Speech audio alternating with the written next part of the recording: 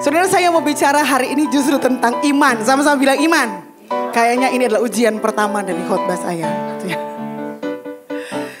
Itu pertanyaan pembukaan saya adalah, seingat saya yang saya tulis adalah, bagaimana kondisi iman saudara hari-hari ini?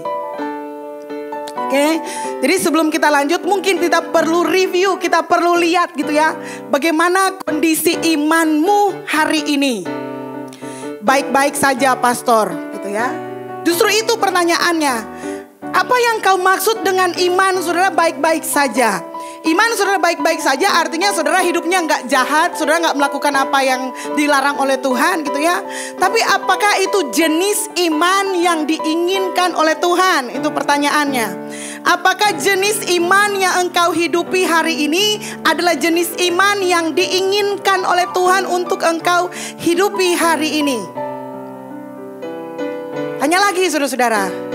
Benarkah jenis iman yang saya hidupi hari ini adalah jenis iman yang Tuhan mau? Saudara, kebanyakan dari kita gitu ya, hidup di bawah, maksudnya gini, hidup beriman itu hanyalah sekedar untuk menenteramkan atau menyenangkan spiritual kita bahwa kita adalah orang yang punya iman. Tetapi apakah iman yang kita hidupi sekarang itu adalah benar iman kepada anak Allah yang mengasihi aku dan yang telah menyerahkan dirinya, itu benar-benar kita hidup di dalamnya. Itu.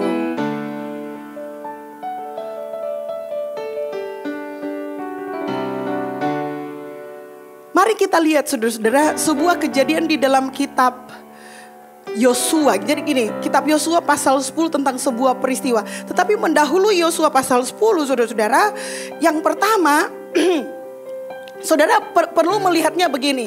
Apakah iman yang saudara miliki hari ini hanya sekedar tiket untuk mengeluarkan engkau dari neraka?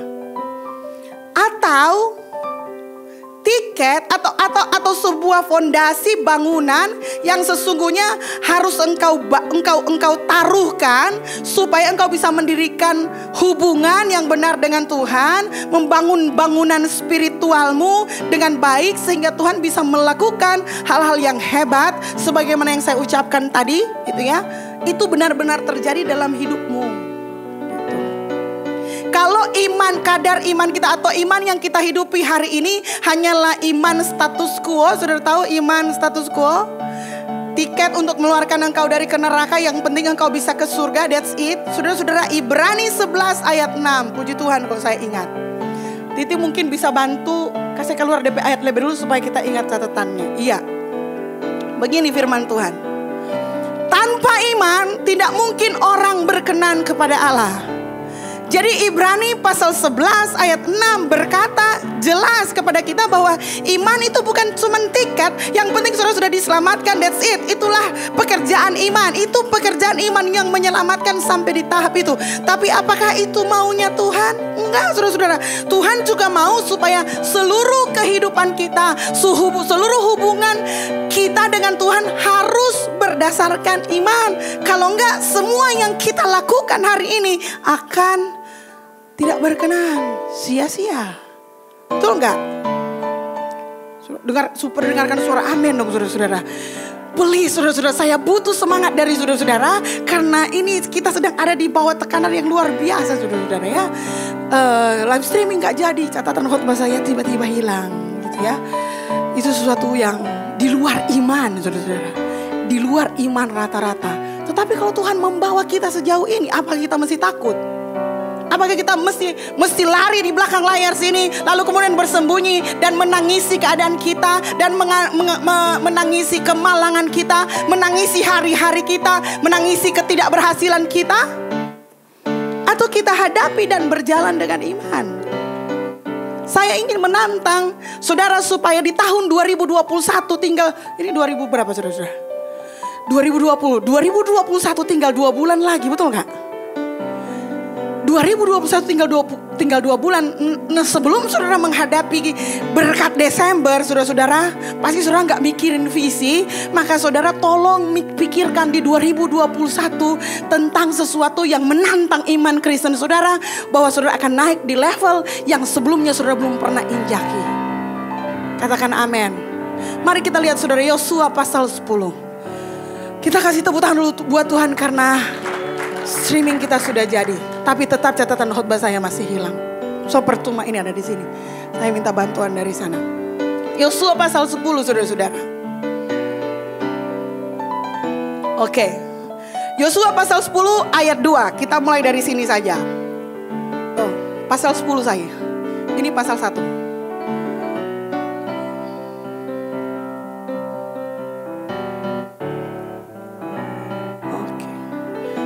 Jadi Yosua pasal 10 ini bercerita tentang sebuah peristiwa, satu-satunya peristiwa di Alkitab yang benar-benar unik gitu ya. Yang benar-benar unik, saya mungkin sudah pernah menyebutkan ini di waktu dulu. Tapi singkat cerita, Yosua sesudah kematian Musa gitu ya. Yosua harus memimpin bangsa Israel menduduki tanah perjanjian. Dan mereka sampai di Yosua pasal 10. Ceritanya pada waktu itu saudara-saudara, orang Israel sedang dikepung oleh 5 pasukan tentara Amori. Saya bersyukur saya catat khotbah jadi ada sebagian ada yang nyantol gitu ya. Jadi saudara-saudara, ada 5 pasukan yang waktu itu menyerbu Israel. Dan saudara bayangkan gitu ya, Yosua harus berperang melawan orang Amori ini. Lalu kemudian Yosua gitu ya berpikir dan kemudian merancang sebuah strategi. Caranya adalah pasukan Israel akan berjalan sepanjang malam, sehingga pagi-pagi benar saat tentara orang Amori belum sadar, mereka sudah menyerang dan kemudian mengalahkan mereka. Itu strategi perangnya Yosua gitu ya. Pasal 10 ayat 1 begini firman Tuhan. Setelah terdengar oleh Adoni-Zedek raja Yerusalem bahwa Yosua telah merebut Ai dan telah menumpasnya seperti yang dilakukannya di hadapan Yeriko dan terhadap rajanya, demikianlah juga dilakukan terhadap Ai dan terhadap rajanya, dan bahwa penduduk kota Gibeon telah mengadakan ikatan persahabatan dengan orang Israel dan diam di tengah-tengah mereka. Ayat 2, maka sangat takutlah orang sebab Gibeon itu kota yang besar seperti salah satu kota kerajaan, bahkan lebih besar dari Ai, dan semua orangnya adalah pahlawan. Ayat 3, sebab itu Adoni-Zedek raja Yerusalem menyuruh orang kepada Hoham raja Hebron, kepada Pineam raja Yarmut, kepada Yafia raja Lakis, dan kepada Debi raja Eglon mengatakan, apa yang dia katakan, datanglah kepadaku dan bantulah aku supaya kita menggempur Gibeon, karena telah mengadakan ikatan persahabatan dengan Yosua dan orang Israel. Ayat 5, lalu kelima raja orang Amori itu berkumpul dan bergerak maju. Raja Yerusalem, raja Hebron, Yarmut, Lakis, dan raja Eglon, mereka beserta seluruh tentara mereka.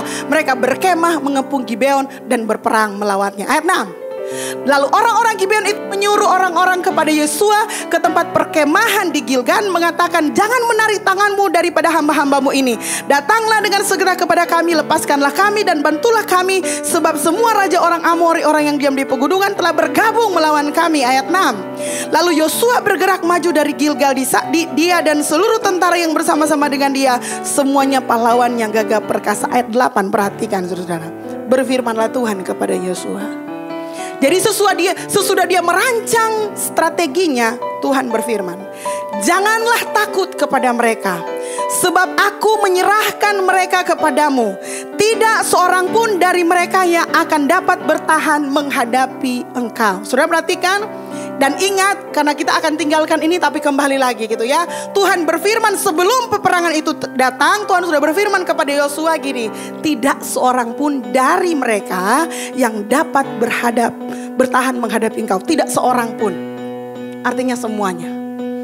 Lalu terjadilah saudara-saudara ayat 10, lalu Yosua menyerang mereka dengan tiba-tiba setelah semalam-malaman bergerak maju dari Gilgal.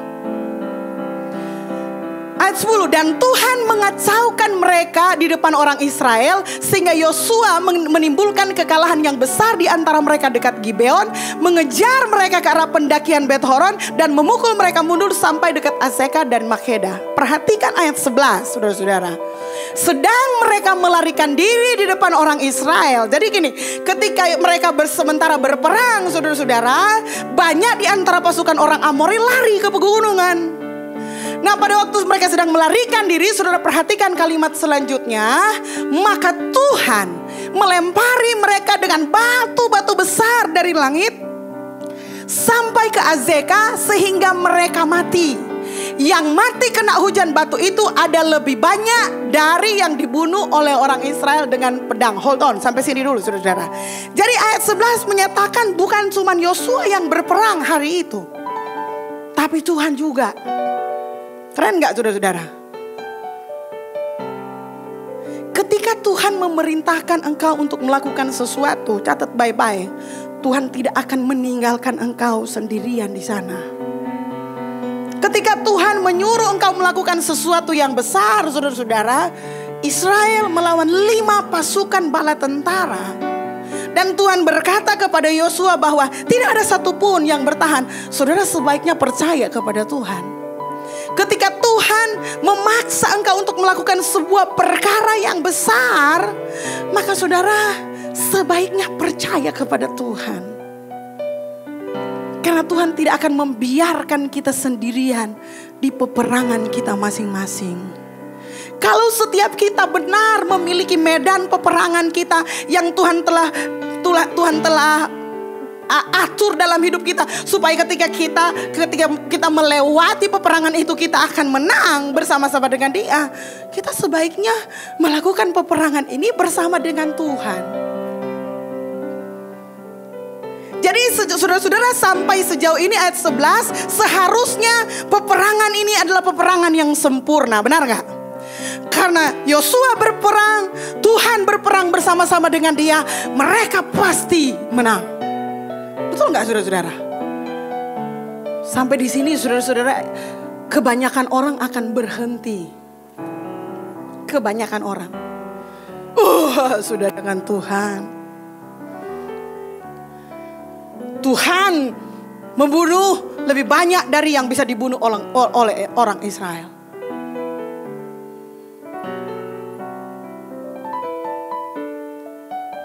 Kebanyakan kita saudara-saudara akan berhenti di titik inilah. Iman kita akan berhenti di titik yang penting sudah lihat mujizat. Sudah, itu sudah yang terbaik.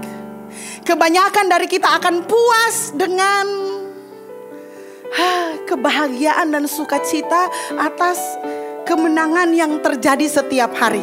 Oke? Wah, puji Tuhan hari ini kita bisa doa pagi. Puji Tuhan kita sehat. Itu adalah kehidupan beriman harian kita. Dan kita jarang sekali di antara kita untuk menantang iman kita sendiri untuk melihat kemustahilan terjadi dalam hidup kita. Mengapa saudara? Mengapa banyak orang Kristen tidak mau melihat, tidak berani menantang Tuhan untuk kemustahilan yang baru terjadi dalam hidupnya? Karena dia jawaban sebenarnya satu, saudara, takut kecewa. Betul gak? Saudara, mungkin ada satu masa dalam kehidupanmu di mana engkau berdoa datang kepada Tuhan, meminta sesuatu yang agak mustahil, dan pada waktu itu Tuhan menjawab enggak, dan memang gak dijawab oleh Tuhan, saudara. Lalu berdasarkan case itu, berdasarkan kisah itu, saudara kemudian memutuskan bahwa oh itu bukan bagian saya. Saudara membaca kehidupan beriman dari para pahlawan iman gitu ya, dari Kejadian sampai Wahyu, saudara terpukau. Wow, hebat sekali orang-orang yang beriman ini. Wah, hebat sekali Musa ini, hebat sekali Elia ini, hebat sekali Elisa ini. Saudara senang dengan terpukau melihat mereka, tapi saudara dalam hati berkata begini, itulah bagian mereka. Bagian saya segini cukup.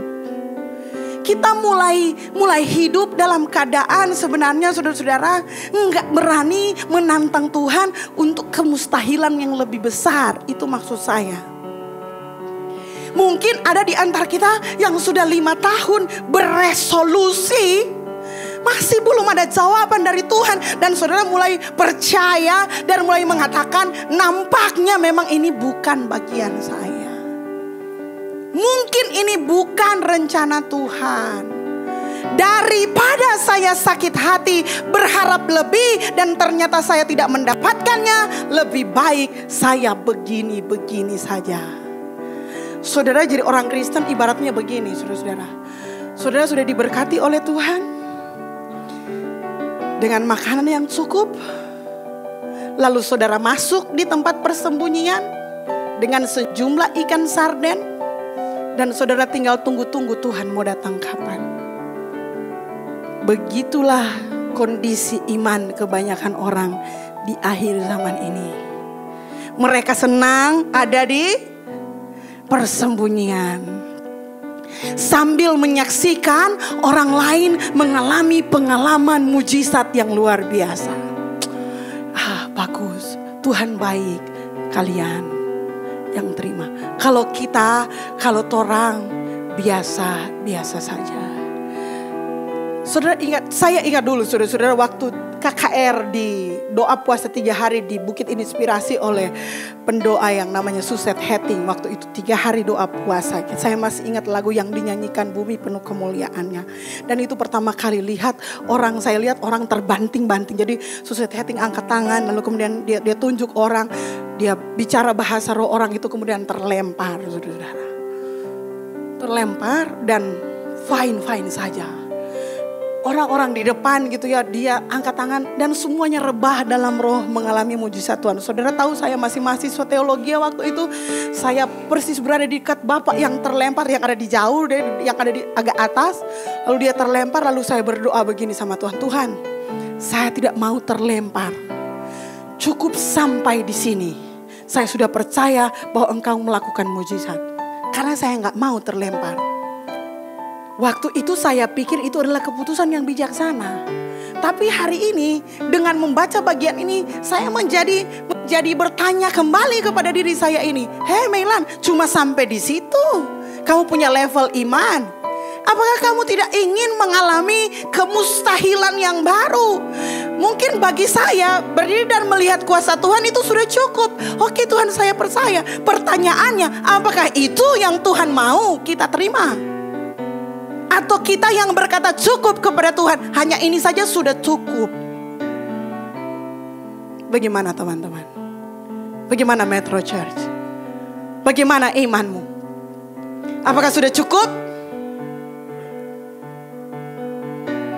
Atau saudara masih mau membangkitkan iman saudara yang percaya bahwa Tuhan mempersiapkan banyak kemustahilan, banyak keajaiban untuk saya sebenarnya.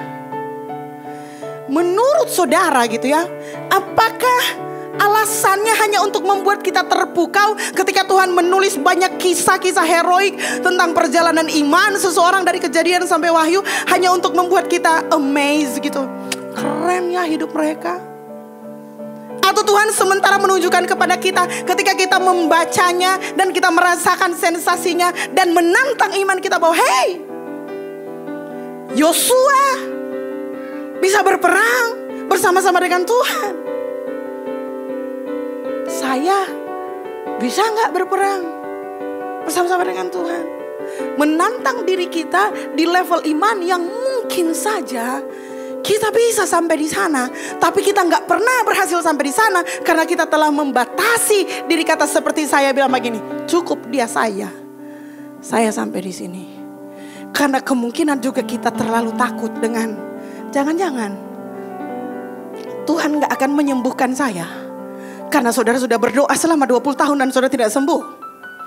Jangan-jangan memang Tuhan menghendaki saya begini-begini saja karena saya sudah berusaha melakukan yang terbaik. Jangan bilang Yosua tidak melakukan yang terbaik, saudara-saudara. Yosua melakukan sangat terbaik ini. Dia buat strateginya, dia berdoa, Tuhan berfirman, kurang apa lagi saudara-saudara? Harusnya ini kemenangan yang sempurna. Tapi Yosua mengajarkan kepada kita bahwa kamu gak boleh berhenti sampai di situ. Yosua gak sedang mengajarkan kita untuk sombong, saudara-saudara. Tapi Yosua berpikir, mengajarkan kepada kita, hanya karena kamu pernah sakit hati karena doamu tidak dijawab oleh Tuhan, bukan berarti seluruh masa depanmu, seluruh doa-doamu juga akan ditolak oleh Tuhan. Bilang amin dong saudara. Next, ayat selanjutnya. Sampai di ayat mana tadi? Semoga teman-teman bisa ingat. Saya pengen punya magic untuk melahirkan catatan khotbah saya, tapi masih belum juga berhasil. Tapi ada mesin robot yang luar biasa di sana. Lalu Yosua berbicara kepada Tuhan. Pada hari Tuhan menyerahkan orang Amori itu kepada orang Israel. Ia berkata di hadapan orang Israel, matahari, berhentilah di atas Gibeon, dan engkau bulan di atas lembah Ayalon. Itu doa yang paling gila yang pernah ada di dalam Alkitab, yang pernah didoakan oleh seorang manusia. Betul gak saudara-saudara? Halo, kalau doa meminta berhenti hujan, banyak orang berani saudara-saudara. Hujan berhenti, kok kita mau pergi kuliah dalam namanya Yesus, dan berhenti. Kacil itu saudara-saudara. Berani gak kita berdoa minta matahari berhenti? Karena apa? Karena apa kita perlu berdoa minta matahari? Apa yang mendasari keputusan Yosua untuk meminta matahari berhenti? Mungkin itu pertanyaannya. Jadi Yosua pada last minute, Yosua sudah melihat kemenangan, right? Dia sudah melihat kemenangan. Dia melihat Tuhan bekerja mendatangkan hujan batu, banyak yang mati. Tapi dia lihat banyak yang lari juga. Dan dia gak mau. Jadi alasan yang pertama kemungkinannya adalah gini. Firman Tuhan yang pertama, Yosua 10 ayat 8. Dia ingat bahwa Tuhan pernah berfirman padanya gitu. Tidak ada satupun yang akan bertahan di hadapanmu. Dan dia pegang janji Tuhan itu. Sehingga ketika dia melihat ada yang lari, dia bilang masih ada yang lolos. Janji Tuhan belum digenapi. Ini harus digenapi. Kalau Tuhan sudah berfirman bahwa tidak ada satu yang akan bertahan di depanku, itu akan terjadi. And I will do. Aku akan melakukan segalanya sampai firman yang diperintahkan Tuhan kepada saya digenapi. Karena kalau ini tidak digenapi, itu akan mengurangi kemuliaan nama Tuhan. Satu, dan yang kedua akan menunda penaklukan tanah perjanjian.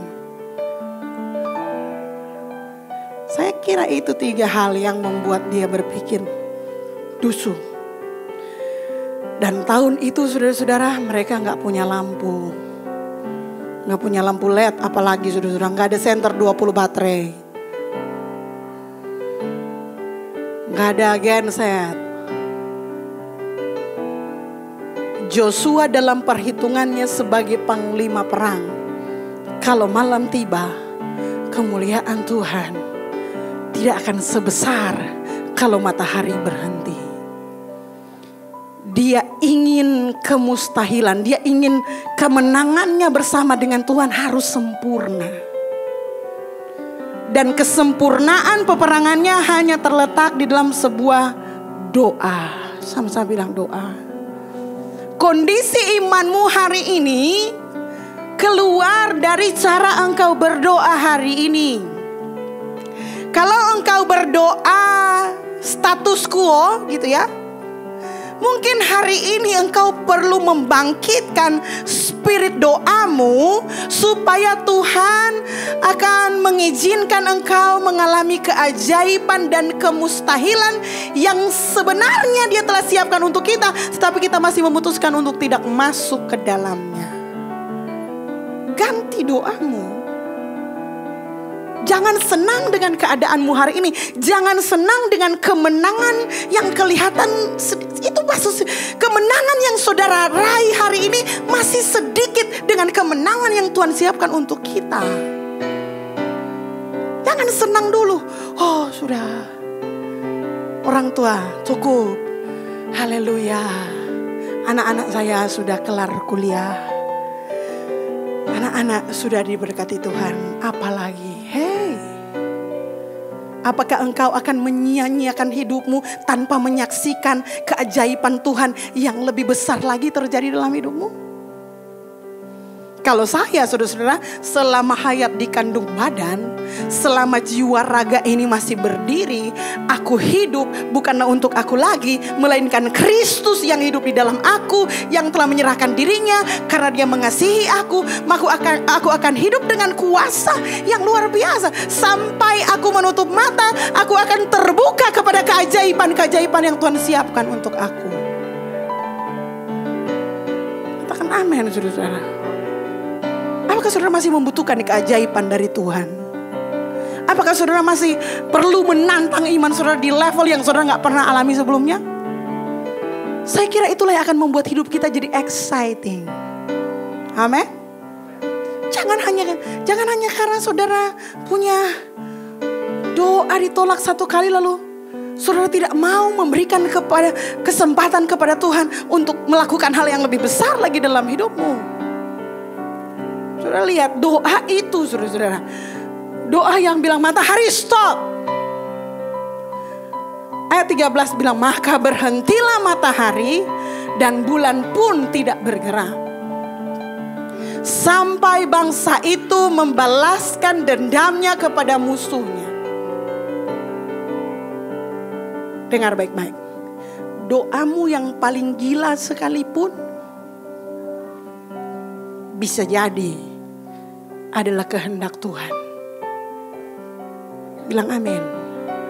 Pernah gak minta hal yang segila ini? Pernah gak? Pernah. 1 kali cukup pastor. Ada 2 kali saudara. Ada 3 kali. Alkitab itu penuh dengan keajaiban. Kalau Tuhan mengizinkan kita pegang Alkitab itu, baca Alkitab itu, maka seharusnya keajaiban akan menjadi milik kita. Katakan amin. Bukankah hal itu telah tertulis dalam kitab orang jujur? Matahari tidak bergerak di tengah langit dan lambat-lambat terbenam kira-kira sehari penuh. Tuhan menjawab doanya Yosua, menunda matahari terbit, menunda kebiasaan Tuhan, karena Tuhan tahu. Apakah bagi Tuhan itu susah banget? Apakah bagi Tuhan itu susah banget menghentikan matahari? Menurut saudara susah gak itu saudara bagi Tuhan? Enggak lah. Itu kecil bagi Tuhan. Dia pengatur segala sesuatunya. Itu mustahil bagi Yosua. Itu mustahil bagi kita. Dan bukankah itu gunanya kita punya Tuhan yang hebat, supaya kita bisa meminta hal-hal yang hebat yang tidak bisa kita kerjakan menjadi bagiannya Tuhan untuk kita sekalian. Minta kepada Tuhan.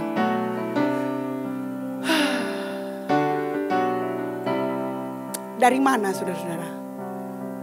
Dari mana Yosua punya keberanian minta hal itu kepada Tuhan?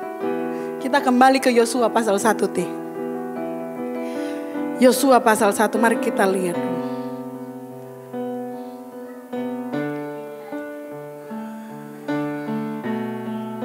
Gini firman Tuhan. Perhatikan ya. Ini sesudah Musa mati. Tuhan datang kepada Yosua. Yosua, hambaku Musa telah mati. Sampai sini dulu saudara-saudara. Hambaku Musa telah mati. Musa is dead. Saudara ingat kebesarannya Musa?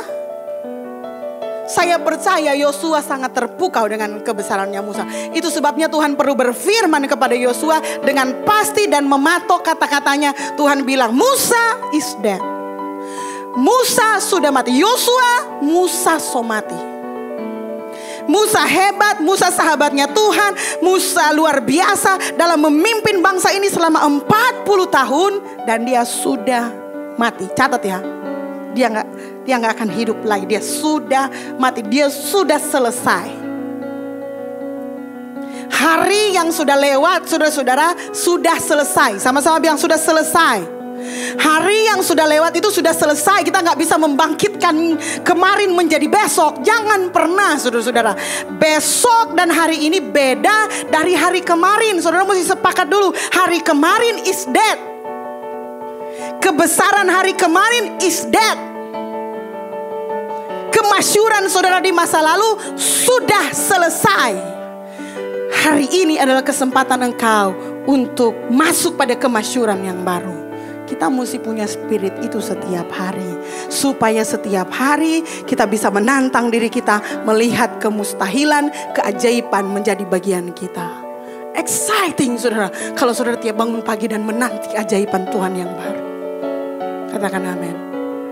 hambaku Musa telah mati. Sebab itu, apa kata Tuhan? Bersiaplah sekarang, seberangilah sungai Yordan ini, engkau dan seluruh bangsa ini menuju negeri yang akan kuberikan kepada mereka, kepada orang Israel itu. Ayat 3.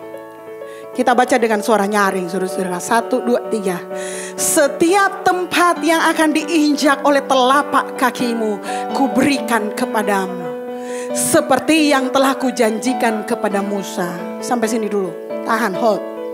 Kalau Tuhan, firman Tuhan yang sama datang kepada saudara, saudara cuma mau duduk-duduk sambil makan sarden, menantikan kedatangan Tuhan Yesus kali yang kedua? Atau saudara akan keluar dan berjalan sejauh yang saudara bisa? Loh, saya nggak seluruh saudara keluar kampung ya Aldo ya. Tapi saya lagi minta untuk saudara, hey, keluar dari hari kemarin. Musa is dead.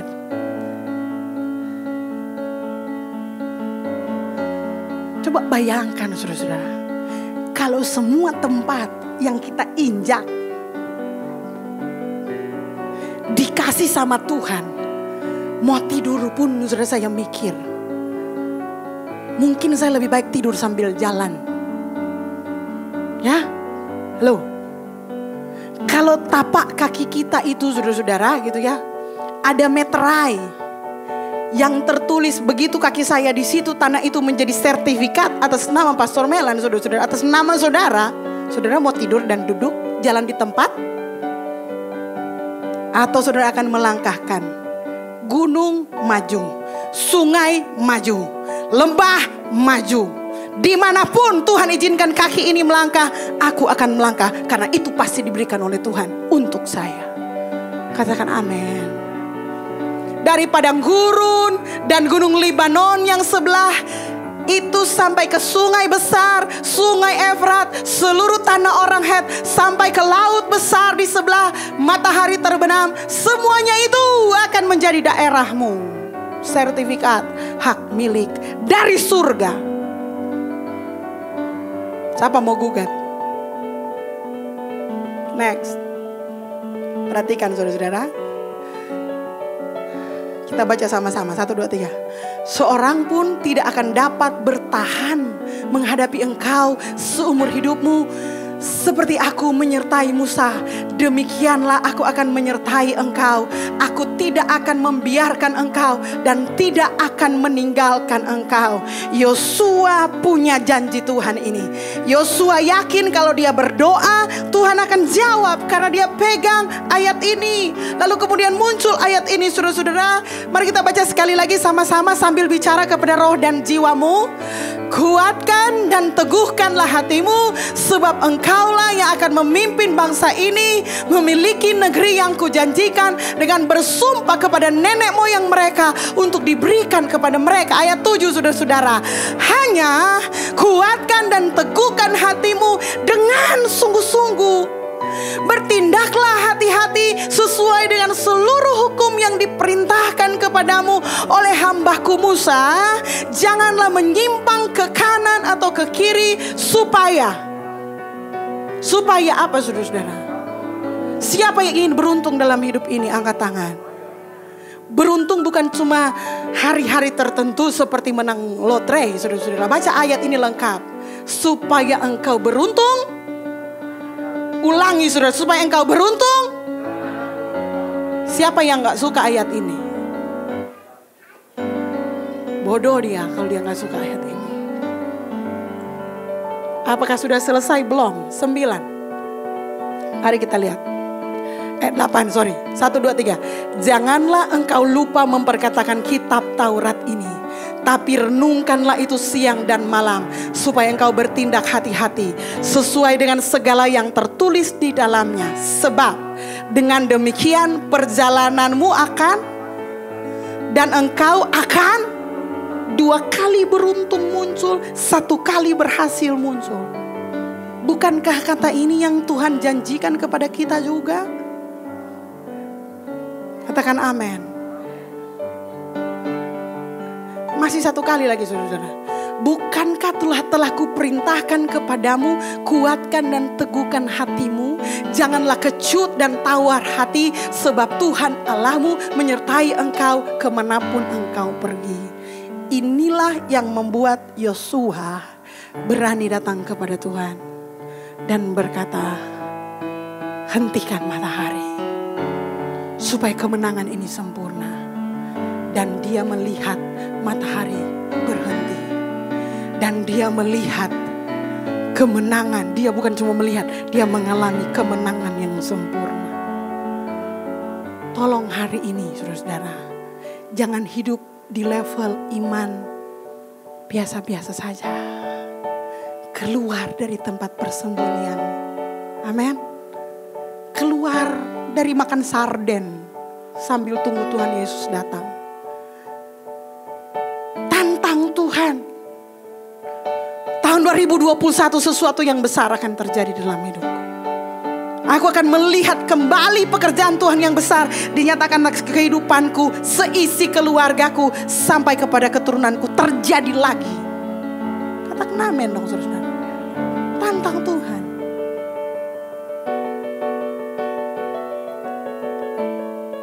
Kuncinya, kuatkan dan teguhkan hatimu. Jangan izinkan kebimbangan masuk. Kalau Yosua bimbang sedikit saja, begini Yosua doanya. Gimana ya? Kayaknya udah cukup deh ini. Mau minta matahari berhenti gak ya? Jangan-jangan gak dijawab oleh Tuhan. Kayaknya terlalu mustahil. Gak mungkin Yosua 10 tidak akan tercatat dalam Alkitab. Kuatkan dan teguhkan hatimu.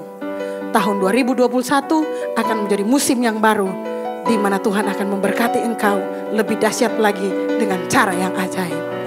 Tuhan Yesus mengasihi engkau. Haleluya.